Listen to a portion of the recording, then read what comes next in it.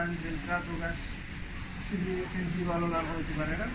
Pues bueno, en realidad no he notado una diferencia muy manifiesta ni muy potente. Son diferencias sutiles que muchas veces no nos damos cuenta. La verdad es que está en la universidad, tanto a nivel económico, en relación a los salarios, como a nivel de acceso a los puestos de trabajo, en realidad no hay diferencias entre hombres y mujeres.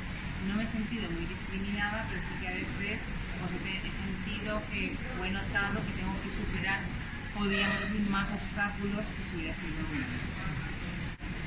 Y por ejemplo, de normal, la sociedad se suele establecer como unos trabajos, bueno, sobre todo antes a los hombres y otro para las mujeres. No, en eso tienes toda razón, ¿eh?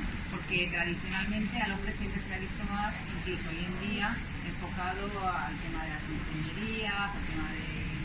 Y hay ciertas carreras que parece ser que son más femeninas, que hoy en día todavía ocurre. De hecho, aquí en nuestro grado en farmacia, el tema de la salud siempre ha sido algo más femenino. El tema de la mujer se ha visto más como cuidadora de la salud, entonces tanto en medicina, en farmacia, en enfermería, el porcentaje de chicas matriculadas que cursan los estudios es mayor que el de chicas.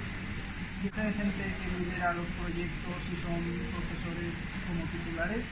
Eso ya es diferente, ¿ves? Eso es diferente, es una buena pregunta, porque aunque el número de mujeres sea mayor en estos grados, luego el porcentaje de chicas o de mujeres que acceden a los puestos de responsabilidad ahí caen.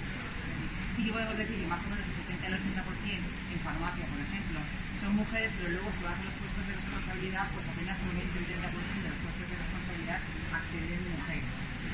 Con lo cual sí que es verdad que allí hay algo pasa, algo está pasando ahí, que la mujer no accede con igual que el hombre. ¿Y después, qué fue lo que te motivó a meterte en la ciencia?